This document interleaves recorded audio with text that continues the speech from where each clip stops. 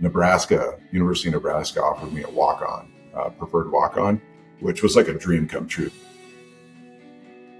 A week before I graduated from high school, I got a letter from the NCAA notifying me that I didn't qualify academically to play Division I football. And we're live today on an Imagine Fitting In podcast. And I've got a special guest here all the way from Nebraska, correct? Correct. It's a Mr. Buck Rasmussen. And I want to thank Buck for allowing the time and sharing his wisdom and his insights. Normally I go right into Buck asking you where you were born and stuff, but if you want to give the audience a little summary of a little bit of who you are, where you're at, and what's your current kind of placeholder. The little summary is hard because I do a lot of different things, but I'll try and make it succinct. But we have some time, so I live in a town called Bennington, Nebraska, which is a suburb of Omaha. And it's funny because 25 years ago, it was a town of 1,000 people. It was a town of 1,000 people for 100 years. And now it's just exploded in growth. And wow. And so I have two daughters that go to school here in this district, and we love it. So professionally, I work for a company called Da Vinci Roofscapes. So I've been in building material sales almost the entire time since I got out of the NFL. But on the side, or kind of my passion project, is I'm a motivational speaker. Nice.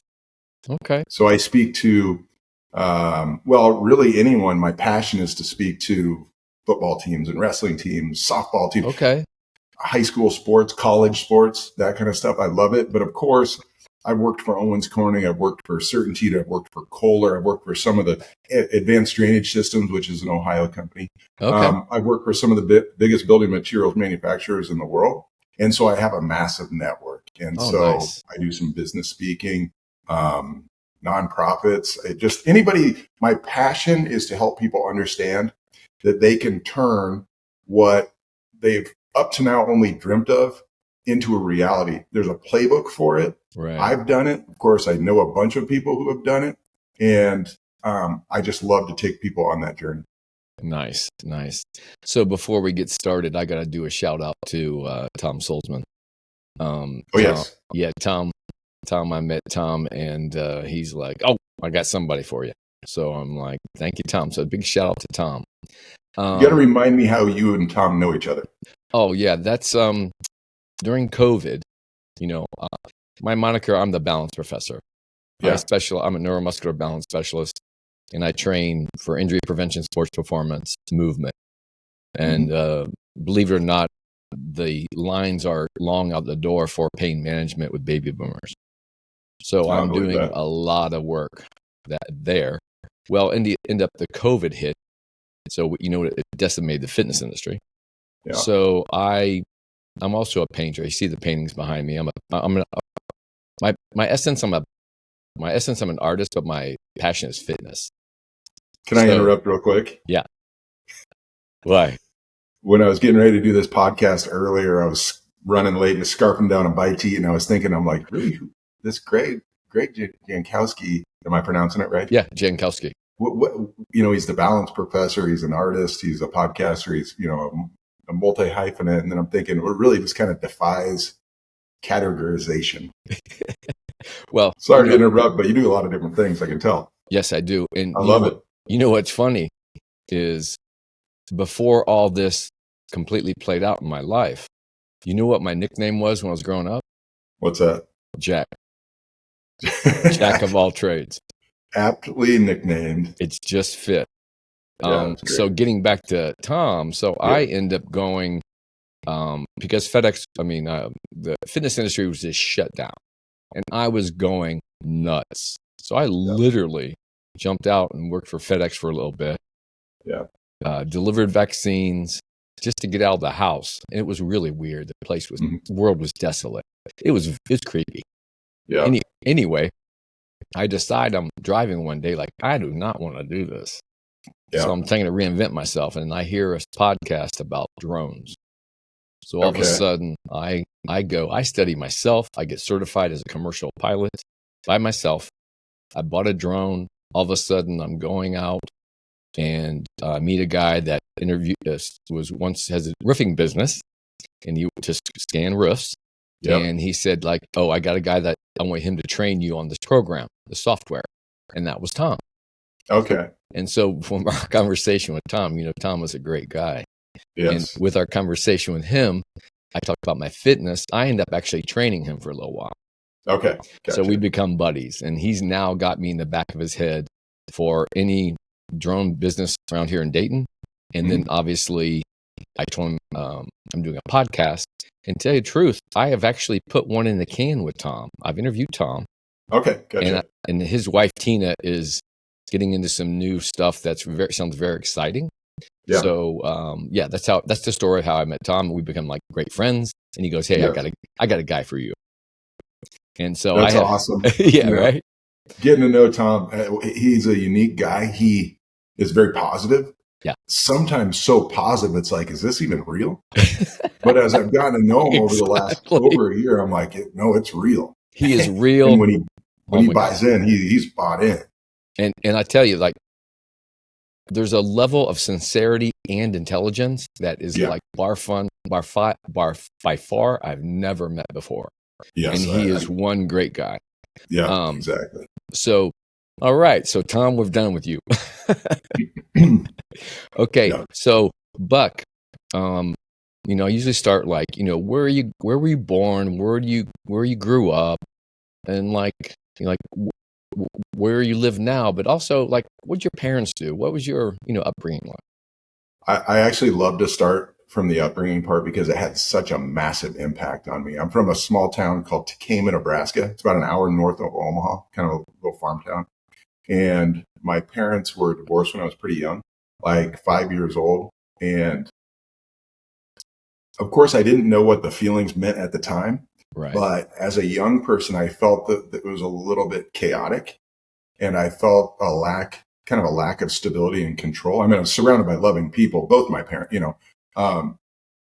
it wasn't that, but it just felt a little out of control. And I didn't like that feeling. And of course, I'm only now recognizing it, now, even though it was 41 years ago, like what drove me to want to be successful? Like, why do I have that achiever kind of a mindset? Almost like, and people that are built that way know this, but it can kind of drive you a little crazy because if I'm not gaining today, almost deep in your subconscious. Yes. Right. And like that forming years that, just like you said, it takes forever. Sometimes it takes a long time to all of a sudden have a bell go off and you these new awarenesses, but continue. Yeah. So it, I think I was, 5, 6 years old, but fortunately for me, I discovered the sport of wrestling. I came from a wrestling town.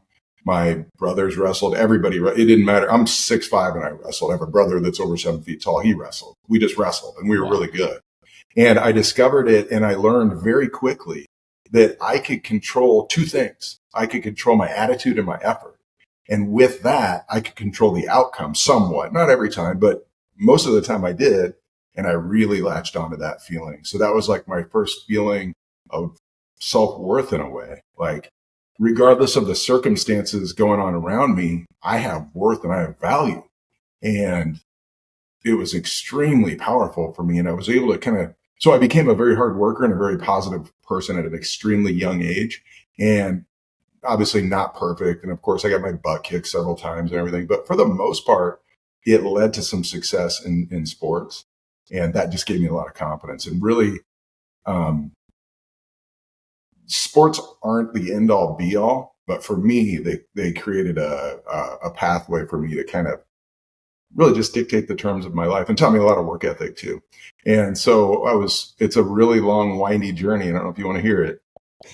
Can I tell you how I got to the NFL? Well, I definitely want to hear about that, but I'm curious, like, did your mom stay home and what'd your dad do and to what degree? Yeah, my mom, stayed home, but she was remarried and they flipped, or they just bought houses and rented them out. Uh-huh. And my parents were divorced. So anyway, so my mom kind of worked on that business. Like, sure. That's a full-time job basically. And then 6 kids. So she was pretty busy. My dad owned a large tree transplanting company. And so he transplanted large trees, and he was an over-the-road truck driver. So it's kind of a unique setup there. But like I said, they split when we were pretty young. It was tough. When my parents got divorced, we were poor. I mean, we were extremely poor. Right. And I grew up in a house. The first house I grew up in until I was, I think, in 8th grade, didn't have central heating or air. Oh. So if we wanted the house to be warm at night, I mean, we chopped wood and we hauled wood. And we had a wood burner in the house. And so it was just, it's funny when I describe my upbringing to my kids, they think it's like I grew up in the Wild West, and it's like, well, in a way I kind of did. You need to show them some old scenes from the old Daniel Boone episodes or something. Yeah, but you did have to work. I mean, we had to do physical labor at a young age, but it was formative. With all those, with the wrestling, and your brothers and your circumstance, obviously it gave you a sense of empowerment and structure and somewhere to plant your feet. And then I'm sure that relationship with your brothers was powerful too, in terms of power in numbers, right? Yes. Yeah. And I was fortunate to be the youngest brother. I have 2 sisters as well, but 3 older brothers. And I was fortunate because they were just great. I mean, they just the kind of the path that they laid for me. Genetically, I mean, they were good athletes and everything, but they maybe not. I don't want to toot my own horn, but anyway, they were good at sports and everything, and they kind of provided me a path, but I was able to kind of exceed what they did, I guess, and probably wouldn't have been able to do that without their example. And so, and when you in terms of, obviously you're talking about when you're a kid, and what did you, before you got involved with wrestling, or was wrestling like that little tipping point to like start you dreaming? What do you have any ideas what you wanted to be like as a kid? Or what I wanted to be? Yeah. What, like, you have any dreams, those early dreams, or did you were like just kind of skip hop into the wrestling, and then all of a sudden, where'd you go? When I was 5 years old, and it's kind of part of our family lore, but when I was 5 years old, I told my mom I wanted to play in the NFL. I wanted to be an undefeated state champion wrestler, and I wanted to be a snowman. They still make fun of me because I leave out the snowman part. Right.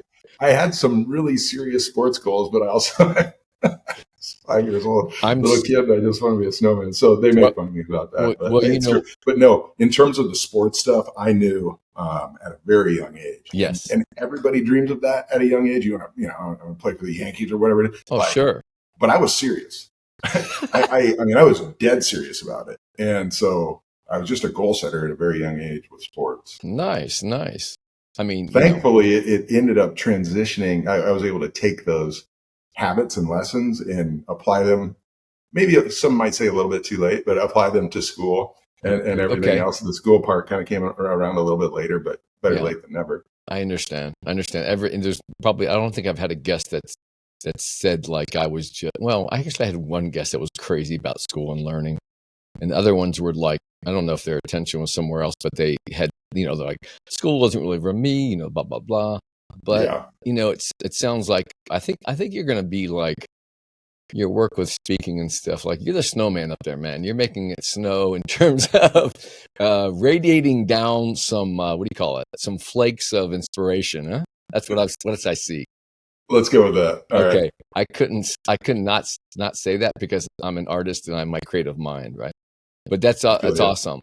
So, Buck, was there any particular wrestling coach or teacher or that early that also, impacted you, like mentored you, and maybe you didn't even know was happening, but that's funny, that last little part that you said, did you know it was happening? Or I have this theory. I'm big on mentoring because I was mentored by like so many people, and sometimes somebody mentors you and they don't even know it. Neither one of you know. you know what I mean? They're like, man, they said something to you and you really needed to hear it. And for them, it might've just been in passing. So, but anyway, we grew up in the town that I grew up with. Like I said, it was back then a very strong wrestling program, and it was all basically, the architect behind it was a guy named Guy Mitty, who was a legendary wrestling coach. And they won state a couple times in the 70s. They won it a couple times in the 80s. We won it twice in the 90s when I was there, my junior and senior year. But anyway, he passed away when I was in 8th grade. He was 42 years old. So extremely young guy. He was playing tennis and I think he had a heart attack and unfortunately passed away. But hundreds and maybe thousands of people were impacted by him. And he just built pride and toughness. And it's making me emotional to think about it. I haven't talked about him for a while. What was his name again? Guy Mitty. There's Mitty. an outstanding wrestling award in our state named after him. The outstanding wrestler is the Guy Mitty outstanding wrestler. God bless Guy He Mitty. built this pride and grit, toughness, work ethic around our program and really our entire community. And we lost him, but he was a heck of a coach. And he was one of those guys where it could be a teacher, it could be a coach, it could be your parent. When they talked, you listened. And usually what they had to say was pretty just spot on. It's almost like that feeling, that energy that when you said it would take a while to kind of have you read into things, and we're aware of certain people's energy or, making you stop, especially when you're young, Yeah. And it's sort of like you can't really recognize what happened, but there may be a statement, like you said, some particular statement while you had something on your mind that it complimented and supported your effort to kind of try to at least comprehend. Yes. And I think that, I'll give a quick shout out to my late father, God bless him. Yeah. He was like the Pied Piper of the neighborhood. And he was so powerful in his energy and his ability to make people comfortable and talk to them. If they were 6 years old, he would give them the benefit of doubt and talk to them like a full adult. Yeah. And what's funny was I grew up, I remember hearing my parents, so all my parents of the other kids, my neighborhood kids, that periodically I'd hear him say like, "Oh, your dad's kind of a little kooky." But actually my dad was the tightest one on the block in terms of having it together, communication, that vibe and energy. Because again, this is the reason, Buck, why I started this podcast. Yeah. Mentors. I have had multiple mentors. My eyes are wide open. I want to pay it forward.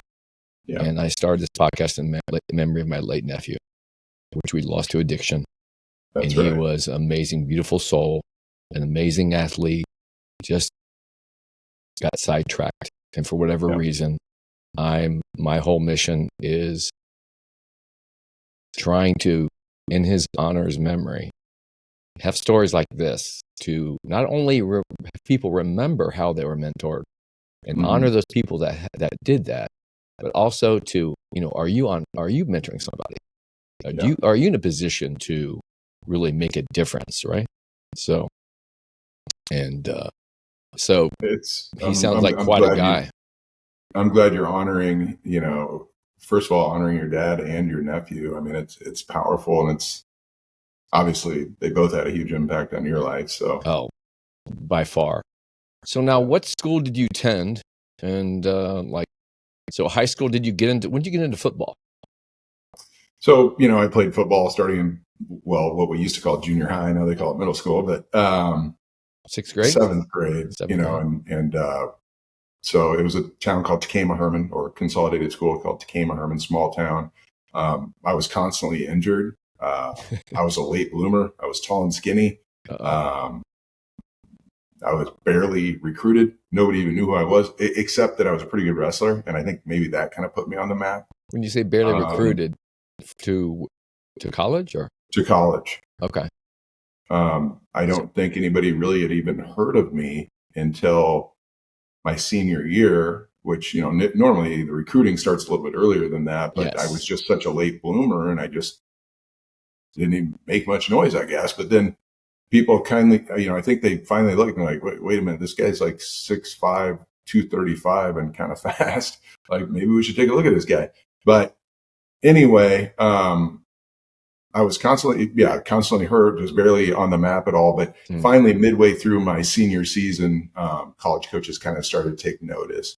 A bunch of the smaller, like Division II schools pretty much every one of them in the Midwest offered me, a full scholarship, and then some mid-major type schools offered me some scholarship money. And then University of Nebraska offered me a walk-on, preferred walk-on, which was like a dream come true. Break here, another great episode. I hope you are enjoying Imagine Fitting In podcast. And just a reminder here, please remember to hit the subscribe button, because we love to feel you a part of our Imagine Fitting In family. And if you want to become a brand ambassador, we'd love it if you would share this link on social media, through your email, all your friends. You can help with us with donations, any small donation, big or large, whatever you can manage, to help encourage us and support our efforts here. And you'll find that link in the show notes. And finally, again, a reminder, please refer guests to us. You can find me and contact me at thebalanceprofessor@gmail.com. Love to hear from you. All right? So I hope you continue enjoying Imagine Fitting In. All right? Till next time. Because this was in 97. And they had won the national championship in 94 and 95. Then they won it again in 97. Oh, my gosh.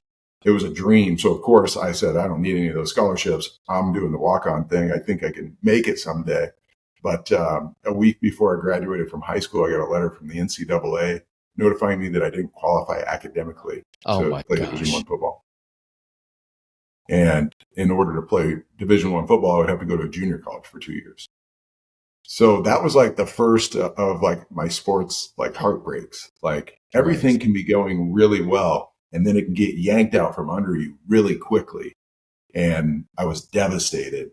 But like I told you earlier, by nature, I'm just an optimistic and hardworking guy. So it didn't take me that long to kind of flip my mindset. Maybe a week or two, I flipped my mindset, and it's like, all right, if I'm going to go to this junior college, then I'm going to work my butt off. And when I get done in 2 years, I'm not going to accept a walk-on in Nebraska. I'm going to have scholarships everywhere. That's the way I looked at it. The problem was, a week before I reported to training camp, I got in a head-on collision with a truck, and I had a buddy get life flighted, and I ended up in the hospital with the doctor telling me I could never play football again because of my severe neck injury. What now? So what? How old were you? I was 18. Oh my gosh. Yeah. Oh.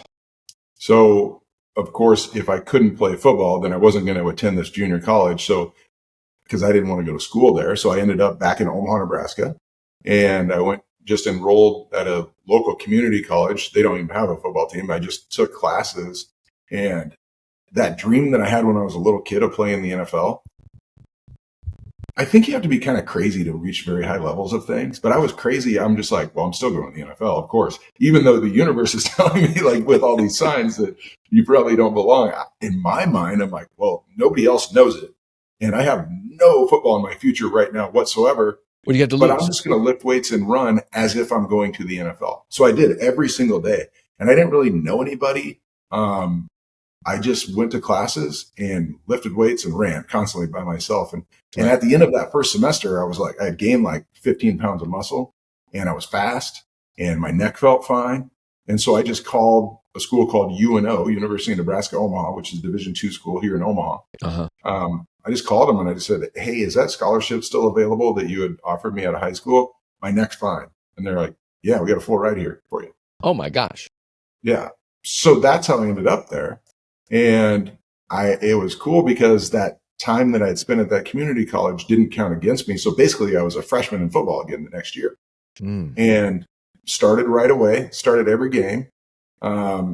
Halfway through the season, I'm like leading the team in sacks. And then week 8, I dislocate my kneecap.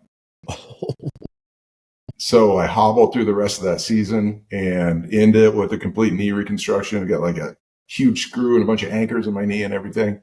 And it took me like my whole sophomore year to kind of level up mentally to feel right again. And then at the end of my junior year, I kind of started that season slow, but at the end of the year, I had 6 sacks in our last 2 games. Nice. So and there was a bunch of NFL scouts there to see it. So I kind of put myself on the map with all these NFL scouts. And by then I'm like 6'5", 280. I'm fast. I got like a 36-inch vertical. Like the bench, everything was NFL caliber. It's like the whole thing. Like when you said, you're just okay. I'm just gonna go run and lift weights, and like almost ignorance is bliss. And it was a powerful like, hey, I don't know, but this is what I'm imagining. Right? You were literally imagining like, okay, I guess I'm imagining what I need to do to kind of prepare myself, or ultimately go back and whatever. But that's amazing. Maybe being naive, like you said. Oh, exactly. But here's the thing, right? That grit, that determination, that just like, I don't care. This is who I am. And man, I bet that just, I mean, to the degree that you had those hardships and those accidents and the injuries and the little setback in it, there's like the universe literally kind of, I believe, just guides you where you're supposed to go and have those slap downs. And isn't that weird? Then you have those successes, and then you're so humble, Buck, because you from the very start, like in your inner being, right? If you call it inner child or inner being, that you those on that subconscious level of where you said like that grit, and you told your mother and whatever about what you wanted to do, and like, and that is like, I'm a big believer. I've never had kids, my man, but I am a big believer in the fact that these little souls have these lights, and all you need to do, lights can change in them, but to try to honor and recognize what is making them gleam and glow in their interest in trying to, right? Not to squash that. Do all the things of like having survival and all the things we need to do to, be a sound citizen. Yeah. But man, and that's what my dad did, I believe. And so, well, I could tell right when you said that he kind of fostered that in you, right? Yes. When you say that, that reminds me of really that coach that I was telling you about, my wrestling coach, Guy Mitty. What he really did was made you believe. He had a knack. Chokes me up again. Yeah, I hear you, brother. I hear you. He had a knack for making you believe. Mm-hmm. And it's just a gift, man. And if somebody can give that to a kid or an adult, whatever, but especially a kid, it's so powerful. One person, one interaction, like, wow. So you're fortunate to have that with your dad. I was fortunate to have that with my coach. And I've had other coaches too, and other people. And still to this day, there's people, my speech coach is amazing. A lady named Jan Brett's like, she just makes you feel it, It's awesome. But my story's not over. It gets better. So, okay. So, now you mentioned were there any other significant life-changing experiences? Because you just mentioned that car accident, the injury. Now all of a sudden you're peaking out, you're fast, you're quick, you have vertical jump. What's going on then from there? So I go through all the crap, and I'm finally like, I'm almost there. I was a preseason All-American in Sports Illustrated going into my senior year. Agents blowing me up, the whole bit. And it's like, wow, after all this stuff, I'm there. First week of the season, I have a nice game. Week 2 in practice, we're practicing on this kind of crappy grass field at UNO where I went to college. And we're doing one-on-one pass rush drills against the offensive line. And I go against one of my teammates and I beat him. And he's pissed and he wants to go again. So I'm like, all right, I'll go again. But this time I had to kind of switch up my move, right? I couldn't hit him with move that. So I hit him with this little jab step right out of my stance. I was going to fake him out. But when I did, I stepped in this hole in the turf and kind of twisted my ankle outward. And I looked down and my kneecap gone. I dislocated my kneecap again. And at that time, I mean, it was have you ever dislocated a joint? I have. I dislocated a finger once, and I just snapped it back, and it's still not quite right. Yeah. I wouldn't recommend dislocating your kneecap. It's extremely painful. I can't even imagine. But I felt like I got hit by a bolt of lightning. And I fainted. And when I woke up, the trainers were trying to figure out how to get my kneecap back in place, because in the past it would pop back in, but this time it stayed out. I looked down, and where my kneecap should be is like this divot. and my kneecap's on the outside of my leg. Ooh. And anyway, in that moment, I'm like, it's over. Everything that I ever worked for, I'm this is the final nail in the coffin. I'm like, it's over. Nobody's going to draft me or take me after dislocating my kneecap twice in 4 years. And I go to a small Division II school, I'm damaged goods, basically. So that was like this very quick conversation that popped into my head. Right. But then one of the trainers popped my kneecap back in place. The pain started to subside. And for some reason in that moment, I was overcome with this like feeling in my body. It wasn't like I thought. It was like this feeling that overcame my entire body. And it told me, I'm going to the NFL no matter what. I'm just going to the NFL no matter what. Like, nobody can tell me different. Nobody can stop me. This is what I'm built for. And I'm going to overcome anything that comes in my way. And I just made a decision. And that's when I learned that in life, it's a decision. It's not a, I would like to go to the NFL. I'm going to try my hardest. It's no, I'm going, meaning that's the goal. And I will reverse engineer whatever it takes to get there. I will figure it out. So that was it was the beginning of a really, really hard road. It sucked really, really bad, but man, I learned a ton from it. The moment they snapped that kneecap back into place, I can't help to believe, I had to believe that your coach just shot into your mind again. And that foundation of belief and what he laid in you. And okay, just believe no matter what happens, just believe. And I think that's a great nugget because that's what basically this podcast is about. Just trying to create in this conversation, create great nuggets of, that fortitude. Don't give up, believe, know that you can. And the hardships are probably the universe most likely trying to say, okay, either slow down, you're not quite right, blah, blah, blah, or there's something else that needs to be attending to, So who knows that? But, our buddy Tom Sulzman, he would definitely attest to that in terms of the energy of the universe and, our sound waves energy. I mean, I literally will walk into a room and I'll have little kids and dogs will stop. And I'm not trying to say that I'm like I don't even know how to describe it, but there's some kind of look that on most times, most often, I get it than not. Mm-hmm. It's not just like every single time. It's not every so often. It's a lot, maybe 75% of the time. And it kind of freaks me out. And as an artist, Buck, I consider myself through my readings and my background, where I come from and my interest in the spiritual world. And, ever since the turn of century and man itself, cave drawings, is that, we are of the earth in that, like, the artist. When I grew up, I always felt like it took me forever to kind of accept and really celebrate the fact that I'm an artist. And then through my discoveries and all my readings, it's like they say that the modern day artists are like the modern day shamans. Yeah. So if you ever remember, I tell the story all the time. You remember seeing the Cowboy and Indians movies? Yeah. I always wanted to be a buckskin warrior on no saddle. I wanted to ride. I was interested in the Indian girls more so. Yeah. And you remember every Indian tribe had the leaders, the old wise men, the leader.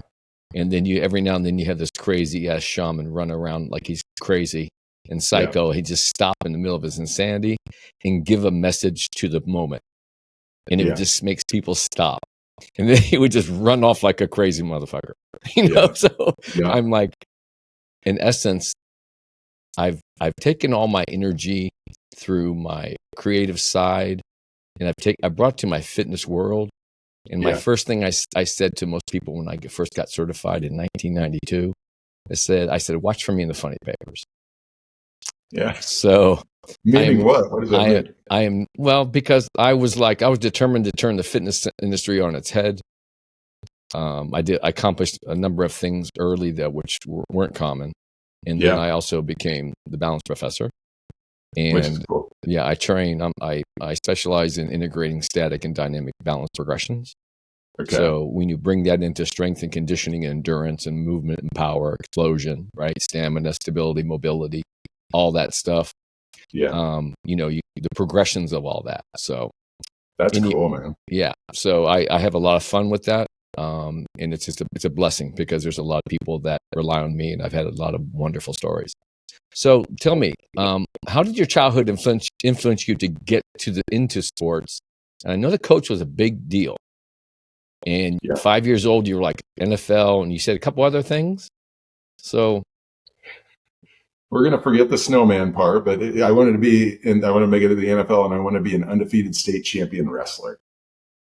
So I guess I had this. It's weird because when you're trying to accomplish something, I guess the way I always looked at it, and I still look at it, was I had this really weird self-belief mixed with this really, at sometimes, strong self-doubt.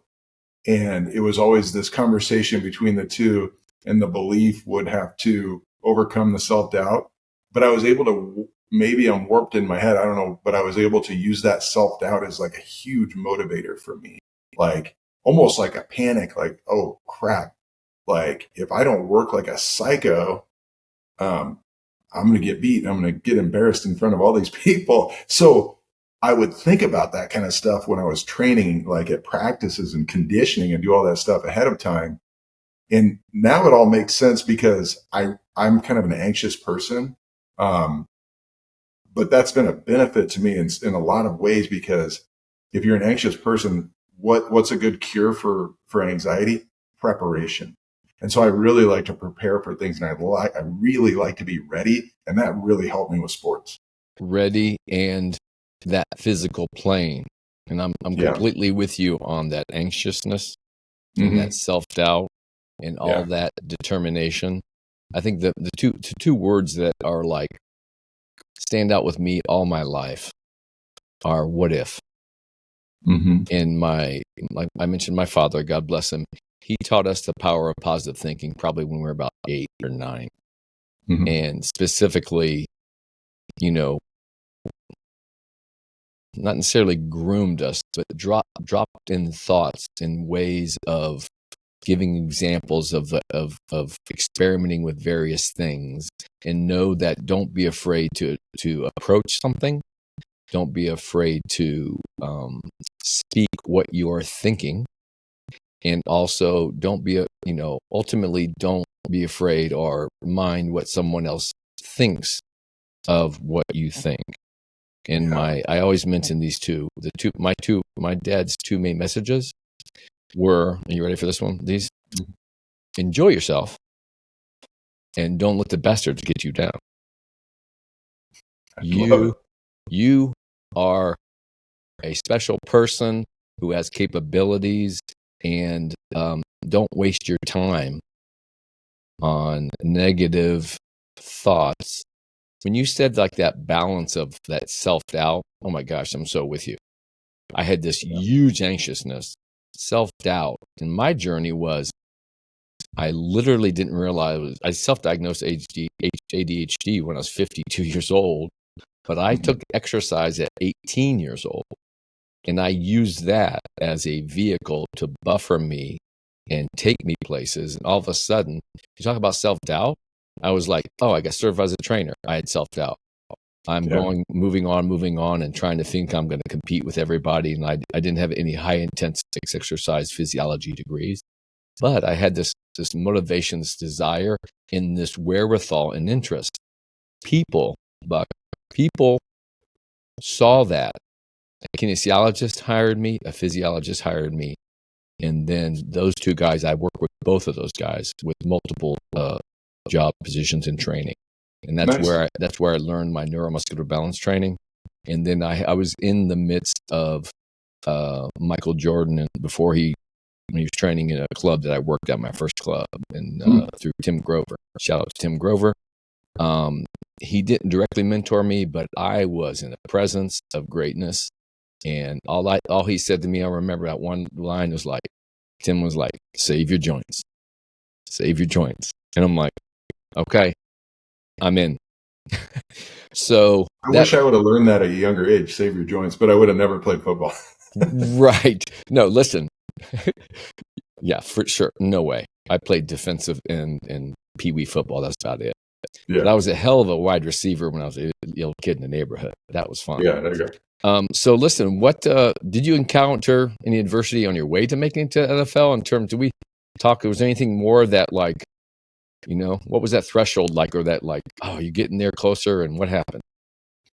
Well, it was all that stuff. It was some of it self-inflicted, like the grade issue. I mean, it really was a misunderstanding. I should have been passed, but anyway, whatever. But really, it was the injuries. It was the kneecap dislocations. You know, and I share this story when I do my motivational speaking. I don't even share the fact that I dislocated both of my shoulders in high school too. So I was just always hurt. It was always overcoming of an injury, and so anyway, it was just a hell of a path. That dislocation my senior year, I had to take a medical redshirt. I had to sit out that entire year and battle back. And the biggest lesson I learned from that, at the beginning, I was at a really low spot mentally and like physically and emotionally. Everything was at a very low spot. And I found myself wishing I could go back and change the past, just wishing I could go back to that day when I was doing that one-on-one pass rush drill. Just don't do the do-over. Just leave it be and don't do the do-over. I would have been in the NFL. And I would alternate between that and wishing I could hit the fast forward button through the rehab, through the surgery, through the rehab, through the medical redshirt, through all of that crap to the next draft where I'm getting my name called and I'm signing a contract. I'm making money. I'm banging heads. I'm killing quarterbacks, doing all the things that I dreamt up since I was 5 years old. But no matter how hard I tried, I couldn't go back and change the past. Just like you, just like all of us. It's over. It's done. It's impossible. Right. I had to accept it, and I couldn't skip to a better time. I was right here in this moment called today. And I was pissed about that for weeks. But eventually when I got over that and realized today is the only thing I have, I rewrote my goal. I just wrote, go to the NFL on a yellow Post-it note. And I took the time to think of all the things that I could control today. Right. Just in one day, it would get me, if I got better at them, I'd be one day closer to reaching my goal. So for me, it was weights, it was rehabbing my knee, it was sleep, it was nutrition, it was watching film, it was practice, it was all that kind of stuff. But I had to get better today. I wrote that on a yellow Post-it note too. I wrote, go to the NFL and get better today. I put them up on my bathroom mirror. Right. And in the morning, they would greet me as I'm brushing my teeth. What do I want to do? How am I going to get there? Go to the NFL? Short term, long term. And I would work my ass off at whatever I had in front of me that day. At night, I'm brushing my teeth before bed. Go to the NFL, get better today. Those notes are staring back at me. And it reminded me, man, I kicked ass today. I got better. I got one step closer today. And tomorrow's full of opportunities. And what a gift, man. I mean, blowing my knee out sucked really bad. I would have made a lot more money if I would have got drafted that year. But the lessons that I learned about controlling what you can control. Right. I mean, if I could teach my kids anything, it would be, do not worry about the things you can't control. Just worry about what you can control today. Attitude and effort. That's great. Attitude and effort, a great nugget. That compartmentalize in the day, we really only have now. And I think that's a big power. That's a big, strong one. It's easy to kind of comprehend for most people that, like you said, you have a vision. It's like, okay, I'm not quite sure how that's going to ultimately play out to this process of getting there, but I'm determined to make a go of it. And living in those compartmentalized days and like, okay, in my power, what I know at this time, have I done everything I can positive? And I don't know about you. I'm sure most people can identify with this, and I'm sure you can. When you make those lists of each day, right? Here's your ultimate goal. Here's the list. And then all of a sudden you're going like, oh, I'm headstrong. I got this down. I'm going to go take care of these 3 things. And all of a sudden one thing takes place that all of a sudden you have to shift your attention because it's obviously a priority or whatever. Mm-hmm. And then you're like, okay, all right, first things first, knock it out. And then at the end of the day, you're like, oh. And so what I finally learned after many years, I just make a massive list. Every time I have an idea about something, a component that needs to be a part of that end solution, that end game that can complement, I just put it down, but I don't put it in any particular order. Mm-hmm. So I have all those thoughts and processes. I don't throw away anything. I try to make it just like this ongoing daily suggestions of potential avenues to, again, everything support where the ultimate goal is. Mm-hmm. And then wholly accept the fact that sometimes it's just not going to go away the day that you compartmentalize and we're planning to do. But there's other awarenesses and growth from that usually spark more, right? More thoughts of like, oh, okay. And maybe a different avenue of how you attack one of the other things on your list. Yeah. Well, you said the word acceptance. Having to accept something you don't have control over is really hard. But it does lead to more contentment. And once again, you can't control it anyway. So you have to accept certain things. Especially for a guy that definitely also wanted to be a snowman. I was crazy back then, I guess. I don't know. Okay. Maybe I still am. Hey, listen, I love that. I love that because I just had a guest on recently, and an amazing guest who's doing recovery services here in Ohio. And so he talked about, the analogy of all the rainstorms are coming or the snow comes in, it gets cold, and it's like you get buried, but all of a sudden, once the sun comes out, that starts melting and it starts nourishing your soil. So sometimes the snowflakes can get too heavy or you're feeling like you're overwhelmed. Yeah. But you have to be optimistic for a potentially brighter day, and for you to be able to kind of just, toughen up or just kind of realize just don't, like you said, don't give up. And that wherewithal, it's interesting because, listen, I go back to when we talked about the young kids. Mm-hmm.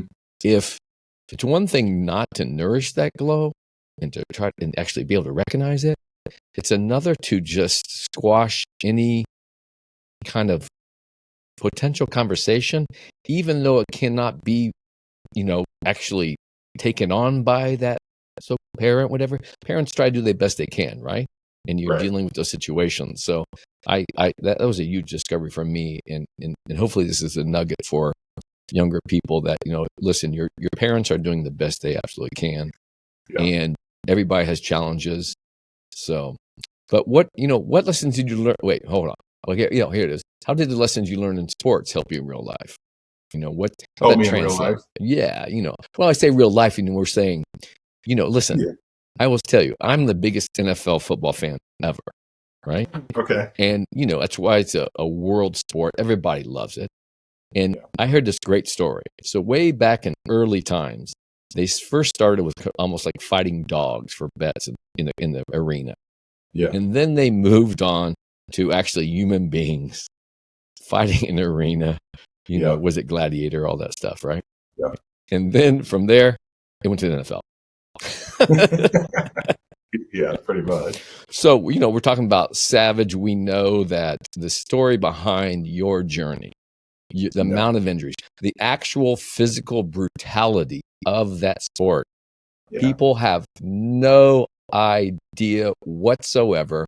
And even me, because you get comfortable just following your team, blah, blah, blah. Yeah. And all the people that are peaking that, I understand you won a big game. There's so many people that are part of that process that played a part for, those people, the cream on the top, to be seen right flat out. But then how many people, are a part of that celebration? And I think it's talk about grit. I don't think there's anybody grittier than a career NFL player. But tell me how this, the sports helped you in real life. So many ways, but I'll tell you another story and how it really impacted me. What really? So when when you make it to that level in football, or the level that I was at in wrestling, you have to work hard and you have to overcome it. Just, you're not going to make it if you're not able to overcome things and work on a pretty good schedule and learn discipline and all that kind of stuff. So I had all those things, and I was able to take those with me into the real world, quote unquote, into my jobs. And it led to some success with work. But in 2012, everything in my life was going really, really well. Married with a 4-year-old daughter, had a job that I liked that was lucrative. My wife had a good job. We had just bought a new house. Everything was going really well. But in August of that year, my daughter got diagnosed with type 1 diabetes. And if you know anything about type 1 diabetes, it's just a brutal disease, especially back then, pre-technology.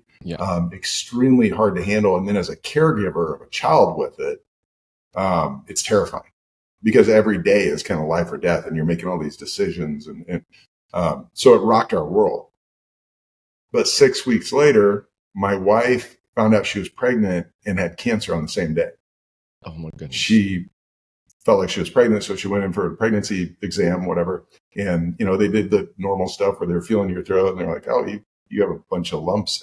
So it was the start of a years-long journey of hell, basically. Extremely hard times, filled with anxiety, filled with lack of sleep, filled with trying to take, for me personally, my wife and daughter were battling physically, and I couldn't battle for them physically. So I tried to take on as much of the burden as I possibly could in terms of the diabetes care, and doing as much as I could around the house for my wife. And then we had a brand new baby too.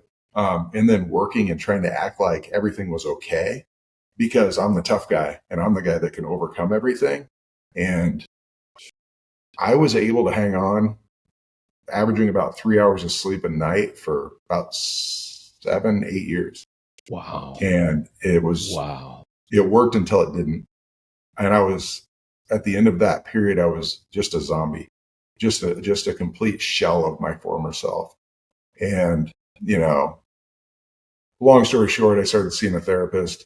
And I began to realize that it's okay to not, what I was doing it served my family, and so mission accomplished with that. But it's okay to be a little bit vulnerable. It's okay to ask for help. And then it was so funny, because it was like this light bulb went off, and I realized, oh, just like every other thing that I ever had in my life, I need a team. I got to have a team. Of course I have to have a team. Why did I try and do everything by myself? It doesn't work. And so it's like my whole journey came full circle, and I was like, I need to talk to a therapist when things are hard. I need to be able to admit to my family that I'm struggling at times, or my friends, or I just need this support system around me. And of course, when I started to open up about that, of course, with open arms, everybody in my circle was incredible.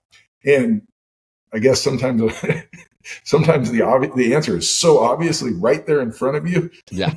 I don't know why it took me so long to realize it, but I guess I learned a lot about grit and toughness, and I used all those lessons that I had in sports to try and overcome that stuff with my family. And then eventually the teamwork stuff kind of kicked in, and it's like, man, I'm just thankful that I had all those lessons. I mean, the toughest times in my life that led up to that prepared me for that.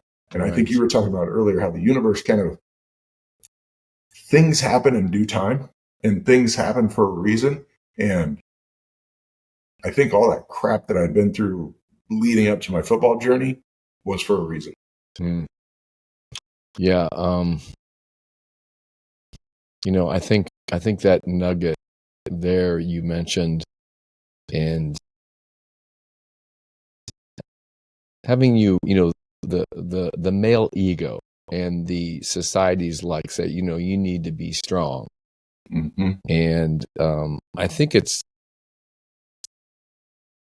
the ability to just voice it to when you talk to somebody that's like, they're non-judgmental, And, I've talked to therapists a couple times in my life, and it's just this open place where there's just no chance of judgment.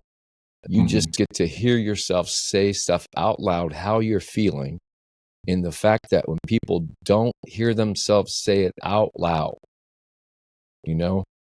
especially if you say it to somebody else, it bounces off them. They don't have to say a word. And that bounces off. But when somebody's like really there for you and for you to just let it go. And how many times do you have to fall and trip and be down and be overwhelmed and challenged, but not think that it's not okay to show weakness, and there's a big thing when you said about the teamwork, right? Thomas Friedman, this author, mentioned there was 3 things that are just critical for 21st century. And it's been always since time began. Problem solving, critical thinking, communication, and collaboration. And makes us human, right? And Buck, that community, right? My Imagine Fitting in podcast is all about mentors, healthy lives, and community. And it's like that whole thing of that. It finally it was on a tipping point, close to tipping point. Mental health has always been an issue, but with our circumstance with COVID, it definitely threw a bucket on top of a little cocktail glass that was getting ready to tip over. And then now we've just seen this wash over, and we realizing how many people, how real we need to get, and how real, you can see it in our times right now in terms of our society and these podcasts and this community-based communication and us exchanging stories like this. I always tell people I have no idea what I'm doing. All I know is I am having honest, real conversation on real experiences, and I'm wanting to have people on that who like to share their journey, have nuggets to create, to remind everybody, whatever circumstance,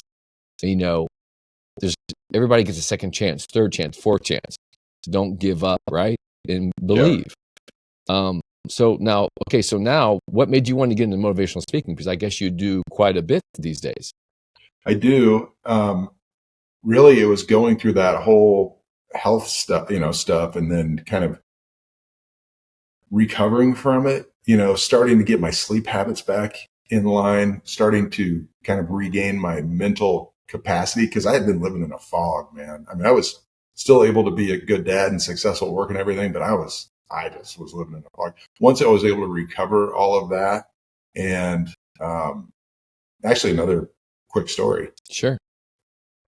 My dad passed away from cancer in 2015, and I gave the eulogy at his funeral.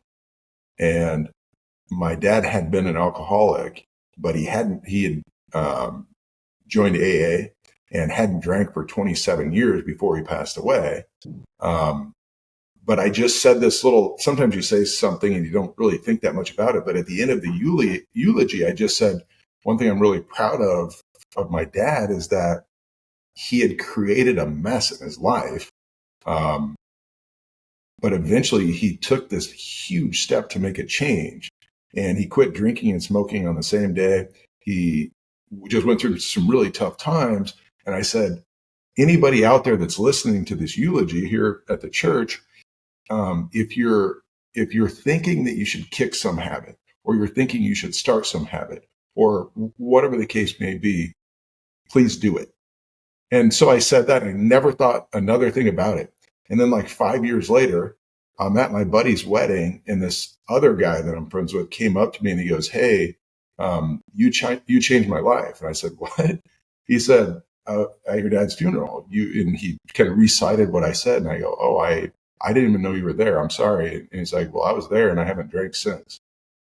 And I'm like, wow, I guess that had power. And that was just something I said in passing.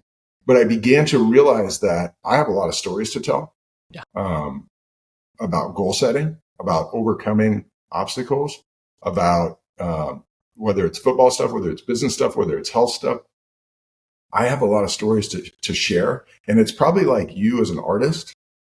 I can't not share them. I have to share them. Exactly. And I'm passionate about sharing them because, once again, I had people that mentored me. I had people that said things that I really took to heart. I have things that I learned, whether it was from a parent or a coach or a teacher or a friend or who. And if I could be the person that, I'll give a speech in front of 500 people or 10 people, it doesn't matter. If one person gains something from that, right, mission accomplished. Right. I mean, I think that goes back to the one word that stood out for me in terms of how I try to roll my life is I've always been an optimistic person. Yeah. And I don't choose to be just an observer. I'm a participant.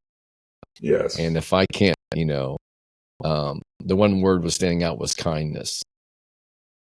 And being confident enough and vulnerable enough to I give up a long time ago. I don't give a shit what anybody thinks about me. I can't. Yeah, exactly. It's freedom. I can't waste any energy on somebody like that.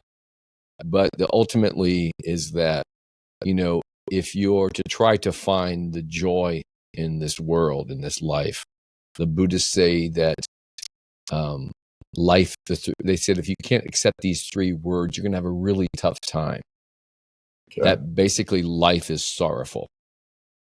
And I mentioned that, and people go, well, I'm a positive person. You can't say that. Life's not sorrowful. You got to make it whatever. I'm like, no. We know that all our work, our efforts, right, when we have these setbacks in this, we see the world around us, right? We live on the, if you make, I heard this quote, if you make $30,000 a year, you are 1%er in the world. Yeah. And that the idea of humanity and this whole, our essence of our contribution on a daily basis, where if you can be kind, that shit can spread. And the fact that if you can't find joy, right? The idea is like, okay, life is sorrowful. The challenge is to find the joy between the sorrow. And my attitude about that as well is, if I can't find it, I'm going to try to produce some of it. And through my creative works in my vehicles and my different kind of mediums. And I don't expect it to do miracles. So like you said, just one person. And what are our options, right? Just give up, just settle for what circumstance, right? And we live in the greatest country in the world. Yeah. So I think that's it's underrated to trust yourself and hopefully not be spending too much time with people that are trying to like either avoid talking about being powerful with the self and sharing it with your friends and knowing that there's optimism in the world. But so it's like, what's that old line? It's just look at the people you're hanging out with. The company keep. Exactly. So what do you find the most rewarding about mentoring? I mean, the motivational speaking. When someone comes up, whether it's after the speech or it's a year later, and they say how it impacted them, then that just drives me to kind of keep going. Here's the challenge. As someone who I've always prided myself on having, obviously not no ego. We all have some ego, but the challenge is you're trying to build up your kind of brand, right? Or your kind of the recognition and everything. For me, I want to build it up. I mean, I want to make money, and I'm not going to lie, but I want to build it up to where I can influence more and more people, but I want to keep my ego suppressed. And how do you do that? How do you not change? That's kind of like a challenge, right? So I'm not answering your question. I'm just kind of sharing with you a feeling that I have. That is a major nugget right there. I mean, you are just flat out saying it purposefully and going, yeah, how in the hell am I going to do that? But yeah, awareness is the first step to recovery or first step to success, right? And understanding like, okay, there could be limitations, but it's like, what are we here for? I like a good challenge, you know? Yeah. So I got, I'd be remiss, and I'm going to get to this. What was it like being a member of a Super Bowl team and right? And a winning Super Bowl team? Yeah. It was amazing. I mean, I was on the practice squad. I was like the low man on the totem pole, or one of them, But the way I look at it was I had a little contribution. I mean, I worked hard every single day and in practice, and I went through a lot of stuff. The coolest part was to witness what it took to get there, the process. And there's this in Omaha, Nebraska, there's a lot of Kansas City Chiefs fans, and there's a lot of Kansas City. Therefore, there's a lot of people that hate on them, right? Right. One thing I know from being a part of very successful high school wrestling teams, and then being a part of a Super Bowl team, one thing I know is that to get there, they work their asses off. And when I was in New England, I would be very hard pressed to see another team in the NFL that worked the way we worked. And you want to talk about ego suppression? I mean, it's the NFL. There's some people with egos, of course.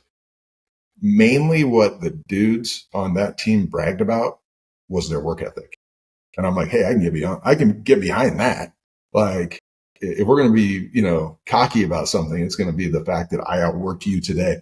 There was more competition within the practices and at the weight room, I felt like, because nobody wanted to be the guy that wasn't the hardest worker. And when you have a team like that, that's a hard team to stop. The coaches don't have to push you.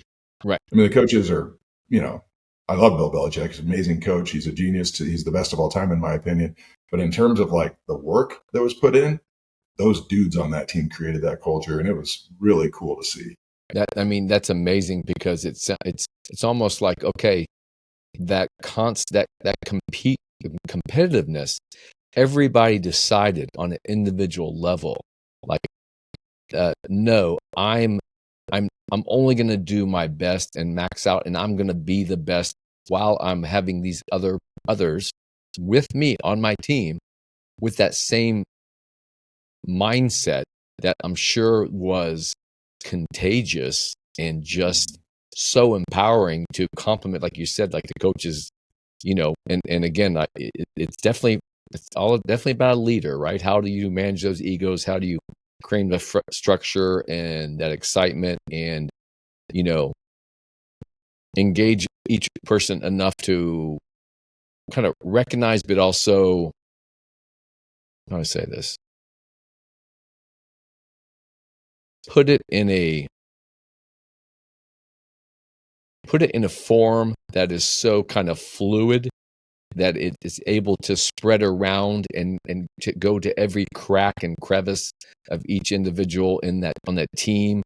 Like, it's like, when the leak happens in your house or somewhere, right?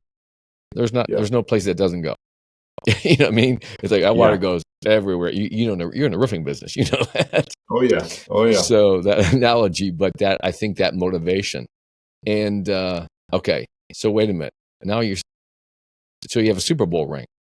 Yes. Those things are like the size of an apple or something, right? At this point. do you have it nearby? Really... Do you have it nearby for us to gander at? I don't. I'll send you a picture of it. Sorry, I should have. That's all right. That's all right. I mean, I saw one recently, and I was maybe it was Sean Payton or somebody, and he had it, and it almost looked like the third of his hand or something. They're obnoxiously big and heavy. Anytime I wore it last week for work. I was at the International Roofing Expo, so I wore it all week down there. And so people want to come up and see it. And I would want to see a Super Bowl ring that somebody else had. It's fun to see. But I always ask them to hold it because it's so heavy. It's like, holy smokes, it's incredible. It's surreal. And what was the biggest personal insight you discovered, once the last of the confetti dropped? And what year was that you were out there? And that was 2005. 2005. And where was that played at, and who you played against? That was in Jacksonville, and we played against the Eagles. Got it. Yeah. So the biggest insight, Yeah, like after the confetti. Yeah. Okay. You may have experienced this when I forget the designation that you have for that allowed you to become the balance professor. It's not a doctorate or so. I can't remember what it's called. Uh-huh. You said you achieved some designation, so now you're able to do what you do. Yeah, and I learned a skill. And talking about confidence, at first I was trying to have confidence to become a trainer. Then I actually was doubtful if I could actually create a program, and I actually created my own device as an artist. I designed like Da Vinci.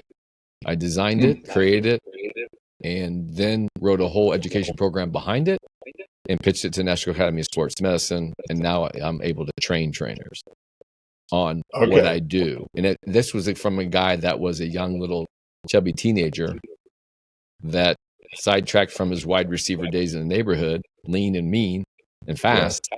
And then I transformed myself into now, training trainers, which is like I'm self-educated. Yeah. And I can get, I'll talk to anybody, kinesiologist, I'll talk to any of them about like what I know, what I do, and how I do it, because I'm the people's trainer. In terms, I put it in layman's terms, and I know how to motivate and get people excited. So, but getting back to what you said, you were trying to spearhead. What I was going to say was when you, what I've learned, whether it was winning a state championship or winning the Super Bowl, when you get there, it almost feels surreal. Empty. Yeah, it's surreal at first, but it's just like, dreamt of this and worked for this and sacrificed for this, and then you do it, and then it's like, I thought there would be this euphoria about it. It's not a euphoria, but over time, you look back, and it sounds like something an old person would say, but hey, when you get a little bit older, you get a little bit wiser. It was the journey. It was the camaraderie. Exactly. It was the sacrifice. It was the hell. I mean, it's hard work. You feel like you're going to die a lot, like puke or die, like all the time, like several times a week, getting, prepared to do that kind of stuff your whole life. And then when it happens, and once again, I was a small part of it, but that when it happens, in the moment, it's surreal, but the gift is being able to look back at the whole journey and the people that you met and right. And that look back with some confidence, like, man, I was, a lot of people quit when it gets hard. I'm not one of them. Right. And that gives you some confidence.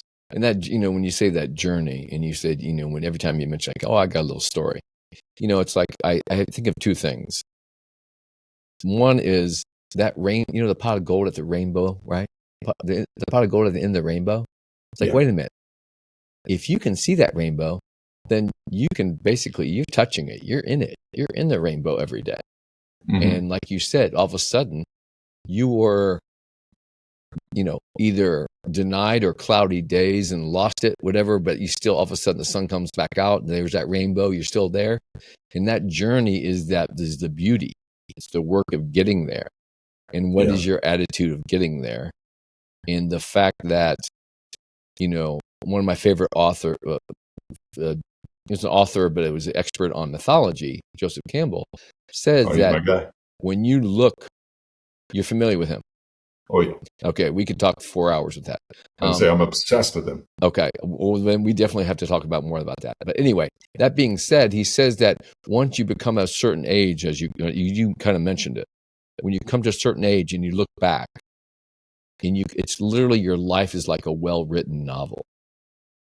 In that when you mentioned about when the confetti falls, how many times have the journey has been so explosive and almost too quick, too soon, where you see actors, comedians, or whatever, they all of a sudden, they come off stage, or rock stars, they come off stage and you have that euphoria, but then all of a sudden there's a big void.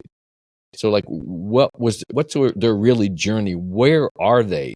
If you have to know where you are and have that home base and fall down and get back up. And if all of a sudden you're projected somewhere out of your control, and we can see that with fame and fortune every day, in that the true, hard grit, like you described, and there's nothing more gritty than football in the process on a physical level, mental level, and a communication and team collaboration. And that's what I find that is fascinating, to have guys like you on the podcast that have lived it, and to say that out loud, just like you said with your therapist, with the other stuff, the fact like all of a sudden you're going, okay, I thought, and I would pretty much imagine you're thinking about what's the next thing on your list when you're walking back to the locker room, still sweaty or whatever, right? Pretty much, yeah. Because that's just who you are. I remember getting done with it. When football was finally, over, like not that game, but just when it was over. And I remember thinking, man, I hope that's not the coolest thing I ever did, I ever do. I hope there's a lot more than that. Okay. And there is, we're still in the midst of it. Right. It's only going to get better. I'm an optimist too, man, if you can't tell. Man. So I mean, as far as I'm concerned, Buck, and excuse this, but you are a young buck. Yeah. I am like 62 years old. You look young, man. Thank you, man. I've been taking care of myself. Good. And I will say that I got to ask this last question because I think it's a good one. And I'm going to shout out and mention my boy, James Williams. Yeah. And he was just on my podcast, number 21.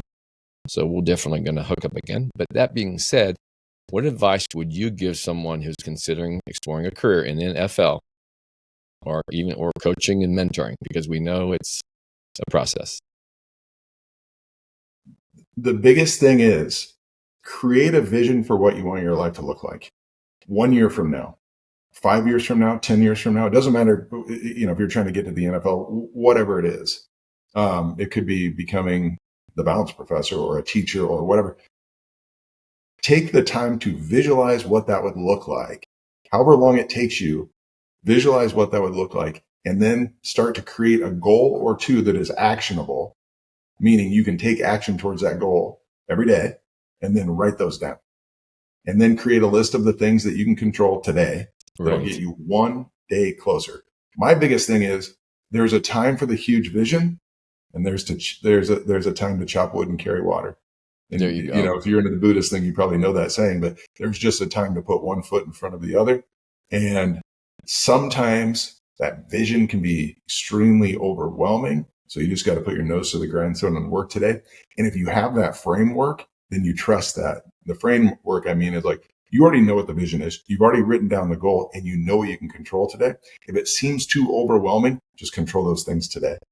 Right. And the other thing is, and I always like to tell people, perspective is really hard for people. This isn't a dress rehearsal. This is it.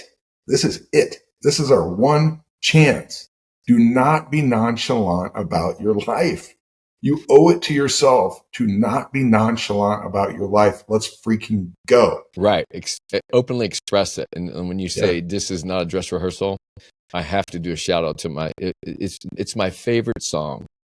When I don't know if you're old, probably old enough, but when I was a kid, I wanted to be Robert Plant, and I wanted to sing. Right, I sing now. I've decided singing is my act of meditation. Okay. But that being said, one of my favorite songs is by a band called The Tragically Hip out of Canada, and their lead singer tragically passed away with brain cancer. Gord Downey. But the song is called Ahead by a Century. And one of the biggest lines in it is, this is no dress rehearsal. This is it. So, Buck, I think that's fabulous. I really enjoyed learning more about you. God bless all your family, and your journey has definitely been a unique one. On the surface, when my buddy Tom goes, he played on a Super Bowl team, and so it's exciting, and I know my listeners enjoy or appreciate a inside look at that. And with that, is there any closing thoughts you'd like to share with the listeners? I think I shared it, to be honest, Greg. I just appreciate you having me on. Absolutely. I really admire people that can't be categorized and just kind of carve out their thing and can't be denied, I guess, in terms of my my perspective on you is that you can't not be Greg Jankowski. If somebody tried to force you into a box, you couldn't do it if you tried. So I love people like that. So I appreciate having you on. All right. Well, thank you so much, Buck. So again, till next time, we'll definitely have some more conversations off camera, and we'll be in touch. All right. So thank you, Greg. All right, man. So thanks again, listeners. Thanks again, guys. Till we see you next time, kids. Bye-bye. Professor.